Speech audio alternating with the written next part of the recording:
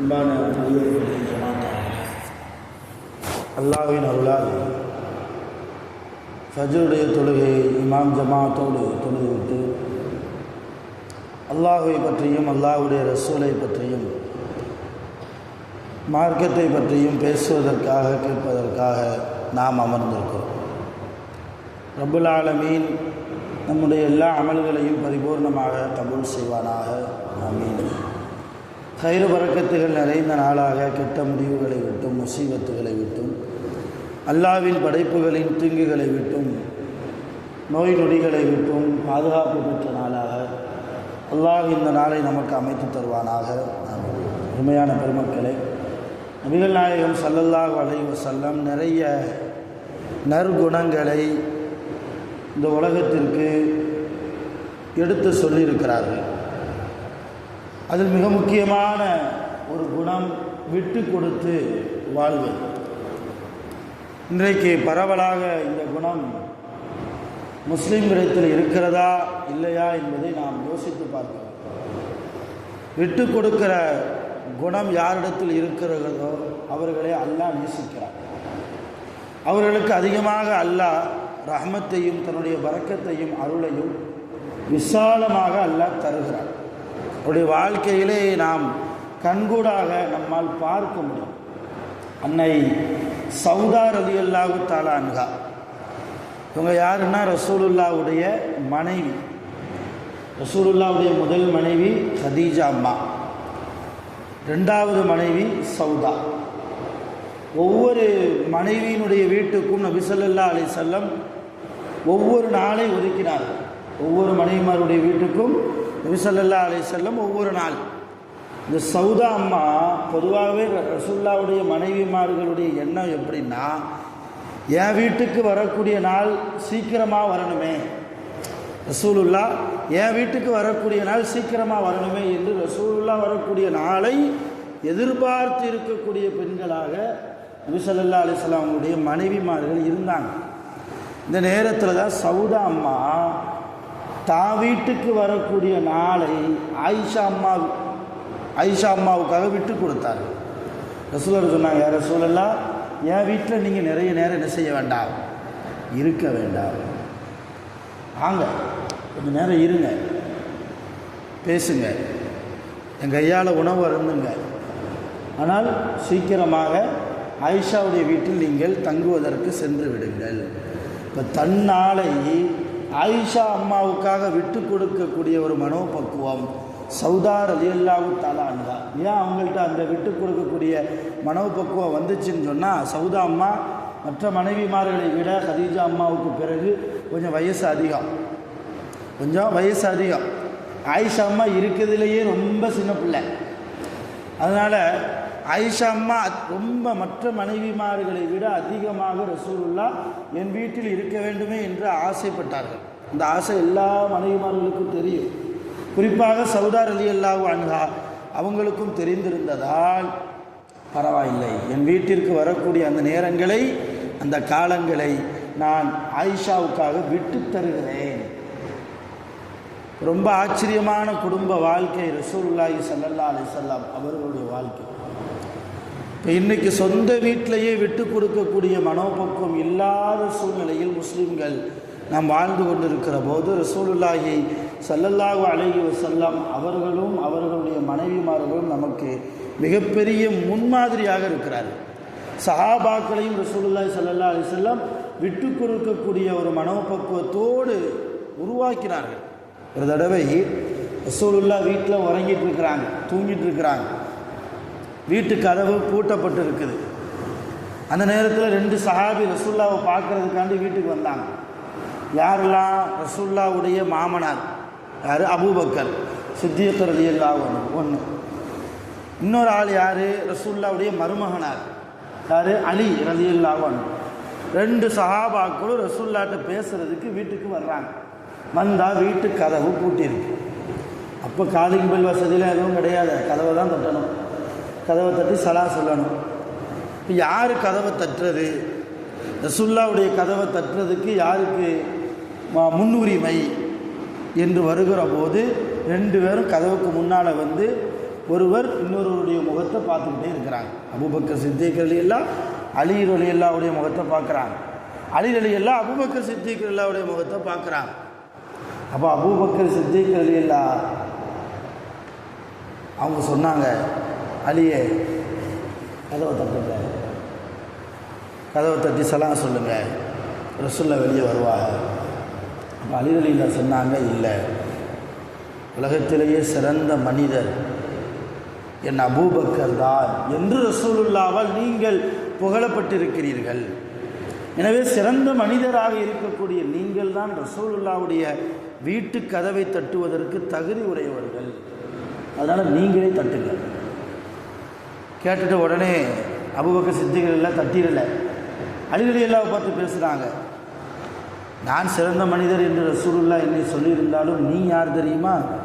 கைருன் நிசா, கைருன் நிசாவை திருமணம் முடித்த மனிதர். கைருன் நிசானா யார்? என்ன அர்த்தம்? பெண்களிலேயே சிறந்த பெண்.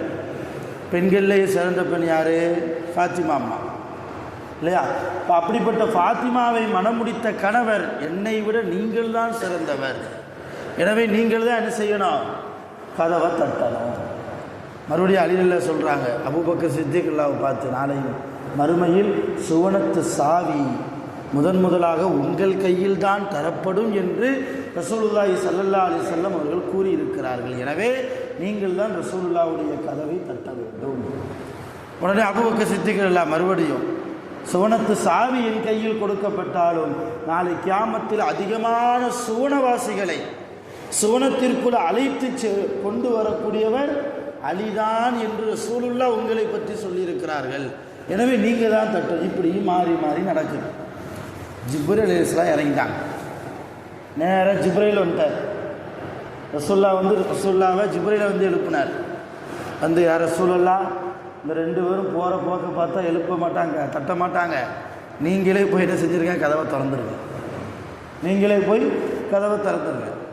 அவங்க ஒவ்வொருக்கொருவர் விட்டு கொடுத்துட்டு போய்கிட்டே இருக்கிறாங்க என்று ஜிப்ரீல் வானவர்களின் தலைவர் ஜிப்ரீல் அலைஹிஸ்ஸலாம் ரசூலுல்லாவை எழுப்பி செய்தியை சொல்லி ரசூலுல்லாஹ் கதவை திறந்து உள்ளே கூப்பிட்டாங்க. எதுக்காக சொல்கிறேன்? நான் ஒரு சாதாரண கதவை தட்டுற விஷயத்தில் கூட எந்த அளவு சஹாபாக்களிடத்தில் விட்டு கொடுக்கக்கூடிய மனோபக்குவம். இன்னைக்கு எனக்கு முன்னால் இவன் முந்திக்கிட்டானே என்ற ஒரு வார்த்தை கேட்கலையே என்றெல்லாம் அற்ப விஷயங்களுக்காக போட்டி பொறாமையோடு வாழக்கூடிய உலகம். அருமையான பெருமக்களை விட்டு கொடுக்கக்கூடிய மனோபக்குவம் கண்டிப்பாக நம்மிடத்தில் வர வேண்டும். அதே போன்று எப்படி சௌதா அம்மாவிடத்தில் விட்டு கொடுக்கக்கூடிய மனோபக்குவம் இருந்ததோ அதே போன்று ஆயிஷா ரலியல்லாஹு அன்ஹா அவர்களிடத்திலும் விட்டு கொடுக்கக்கூடிய மனோபக்குவம் இருந்தது, நிறையவே இருந்தது. தனக்கு வயது சிறிய வயதாக இருந்தாலும் கூட தன்னுடைய சகோதரிகளிடத்தில் ரசூலுல்லாஹ்வுடைய மற்ற மனைவிமார்களிடத்தில் விட்டு கொடுத்து போகிறார்கள் என்று நாம் ஆயிஷா அம்மாவினுடைய வரலாறில் அவர்கள் சம்பந்தமாக வரக்கூடிய ஹதீஸுகளில் பார்க்கிறோம். அருமையான பெருமக்களை, மிகப்பெரிய பொக்கிஷமான வாழ்க்கை, பாக்கியமான வாழ்க்கை, அடுத்தவருக்கு முன்னால் நம்மை தாழ்த்துவது, உண்மையிலேயே அதுதான் பெரிய பாக்கியம். இன்றைக்கி அவனுக்கு முன்னால் நான் கெத்தாக வாழணும், நெஞ்சை நிமித்திட்டு வாழணும்னு நினைக்கிறோம். ஆனால் அது ஒன்றும் இல்லை. அல்லாஹ்வுக்கு முன்னால் நாம் கேவலப்படாமல் இருக்கணும். நாளை கியாமத்தில் அல்லாஹ்வுக்கு முன்னால் எல்லா படைப்புகளையும் அல்லாஹ் ஒன்று திரட்டி வைத்திருக்கிற அந்த நாளிலே அல்லாஹ் நம்மை அசிங்கப்படுத்தாமல் இருக்க வேண்டும், நம்முடைய பாவங்களை படம் போட்டு காமிக்காமல் இருக்க வேண்டும். அப்படி வாழ வேண்டும் என்றால், அப்படி ஒரு சூழ்நிலை நமக்கு கிடைக்க வேண்டும் என்றால், இந்த உலகத்தில் அடுத்தவர்களுக்கு முன்னால் நாம தாழ்த்தணும். நான் யார் தெரியுமா, எவ்வளோ பெரிய ஆலிம்சா தெரியுமான்னு நான் பெருமடித்தா அல்லாஹ் என் தலையில் ஒரு அடி அடிச்சிருவான். என் வாழ்க்கையே மாறிப்போகும். தரம் புரண்டு போகக்கூடிய வாழ்க்கையாக என்னுடைய வாழ்க்கை மாறிப்போகும். அல்லாஹ் பாதுகாக்க வேண்டும். அதனால் உலகத்தில் வாழ்கிற போது சகோதரர்களோடு, பெற்றோர்களோடு, மனைவியிடத்திலும் கூட விட்டு கொடுத்து போகக்கூடிய மனோபக்குவம். ரசூலுல்லாஹி ஸல்லல்லாஹு அலைஹி வஸல்லம் ஆயிஷா அம்மாவுடைய வீட்டில் இருக்கும்போது சில கிராமவாசிகள் ரசூலுல்லாவை பார்க்க வந்தாங்க. அடிக்கடி வருவாங்க. ரசூலுல்லாஹ்ட்ட சில மார்க்கம் சம்பந்தப்பட்ட பயான்களை கேட்டு போவாங்க, சில சட்டங்களை கேட்டு போவாங்க. அப்படி ஆயிஷா அம்மாவுடைய வீட்டுக்கு விருந்தாளிகளாக அந்த கிராமவாசிகள் வந்திருக்கிறாங்க. இதை கேள்விப்பட்ட உமர் ரலியல்லாஹுடைய மக ஹஃப்ஸா ஹப்ஸா யார்? அவங்களும் ரசூலுல்லாவுடைய மனைவிமார்களில் ஒரு மனைவி. அவங்க என்ன செஞ்சாங்கன்னா, ஆயிஷா அம்மா ஏற்கனவே சிறிய வயசு பிள்ளை, திடீரென்று விருந்தாளிகள் ரசூலுல்லாவுடைய வீட்டுக்கு வந்துட்டாங்க, ஆயிஷா அம்மாவுடைய வீட்டுக்கு வந்துட்டாங்க. வந்த விருந்தாளிகளை கவனிக்கணுமா இல்லையா?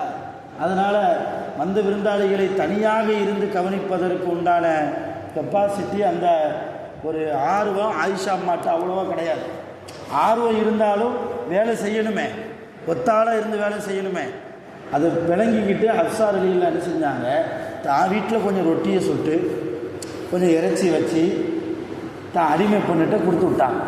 ஆயிஷா அம்மா வீட்டுக்கு போங்க, ரசூலுல்லாஹ் இருப்பாங்க, விருந்தாளி வந்திருக்கிறாங்க, ஆயிஷா அம்மாட்ட நான் கொடுத்ததா கொடுங்க, இதை விருந்தாளிகளுக்கு என்ன செய்யட்டும், சாப்பிட்றதுக்கு தரட்டும்.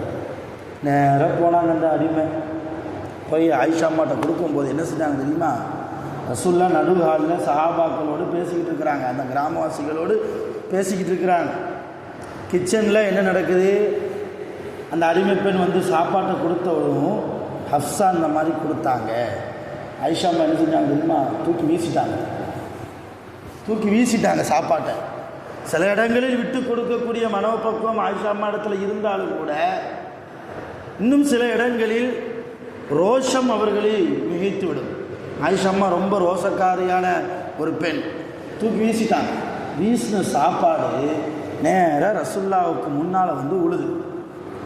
ரசூலுல்லாவுக்கு முன்னால் அந்த பிளேட்டே உடஞ்சி போச்சு. இப்போ அந்த இடத்துல நாம் இருந்தால் நம்முடைய மனைவிமார்களை உண்டு இல்லைன்னு பண்ணிடுவோம் இல்லையா? ஆனால் விருந்தாளி வந்திருக்கிறாங்க, அவங்க முன்னாடி இப்படியா நடந்துக்கிறது? ஏதாவது சத்தமாவது போடுவோம் இல்லையா? குறைஞ்சபட்சம் கோபமாவது படுவோம். ரொம்ப குறைஞ்சபட்சம் மனசளவையாவது ஒரு விதமான வெறுப்பை உண்டாக்கிடுவோம், வச்சுக்கிடுவோம். ஆனால் ரசூலுல்லாஹி ஸல்லல்லாஹு அலைஹி வஸல்லம் சொன்னாங்க தெரியுமா? சஹாபாக்களை பார்த்து, அந்த கிராமவாசிகளை பார்த்து, காரத்து உம்முக்கும் ஆயிஷா, உங்கள் அம்மா ஆயிஷாவுக்கு கொஞ்சம் ரோசம் வந்துருச்சுன்னாங்க சிரிச்சுக்கிட்டே. உங்கள் அம்மா ஆயிஷாவுக்கு கொஞ்சம் ரோசை வந்துருச்சுன்னு சொல்லிவிட்டு கீழே இருந்த பிளேட்டை தானே எடுத்தார்கள். எடுத்து ஆயிஷா அம்மாட்ட போய் கொடுத்து, ஆயிஷா ரோசப்படாது, உன் கையாலே சமைச்சு நீயே கொடு. ஆயிஷா அம்மாவுக்கு என்ன கோவம்? என் விருந்தாளிகளுக்கு நான் கவனிக்க மாட்டேனா, என்ன அந்த அம்மா வந்து உதவி செய்கிறது அப்படிங்கிற ஒரு ரோசம். எதுக்காக சொல்கிறேன்னா, மனைவியிடத்திலும் கூட நபி ஸல்லல்லாஹு அலைஹி வஸல்லம் விட்டு கொடுத்துருக்கிறார்கள். இப்போ அந்த பண்பு, உயர்ந்த நல்ல குணம் நம்மிடத்திலையும் அதிகமாக நாம் உண்டாக்கி கொள்ள வேண்டும். ஏற்கனவே நம்ம இடத்துல அந்த குணம் இருந்தால் இன்னும் அதிகமாக அதை மெருகூட்டி ரப்பிடத்திலே துஆ செய்து, அல்லாஹ் விட்டு கொடுத்து போகக்கூடிய ஒரு நல்ல மனிதனாக என்னை ஆக்குவாயாக என்று நாம் ஒவ்வொரு நேரமும், ஒவ்வொரு நேர தொழுகைக்கு பின்னாலும் நாம் பிரத்யேகமாக துஆக்கள் அதிகமாக செய்ய வேண்டும். ரப்புல் ஆலமீன் அப்படிப்பட்ட மகத்தான நற்குணங்களின் மீது நம்மை வாழச் செய்வானாக. நம்முடைய எல்லா பாவங்களையும் ரப்புல் ஆலமீன் முழுமையாக நபி ஸல்லல்லாஹு அலைஹி வஸல்லம் அவர்களின் பொருட்டால் மன்னித்து அருள் புரிவானாக. ஆகிரு தஅவானா அல்ஹம்துலில்லாஹி ரப்பில் ஆலமீன். சுப்ஹானல்லாஹி வ பிஹம்திஹி, சுப்ஹானல்லாஹி வ பிஹம்திஹி, அஷ்ஹது அல்லா இலாஹா இல்லல்லாஹ்.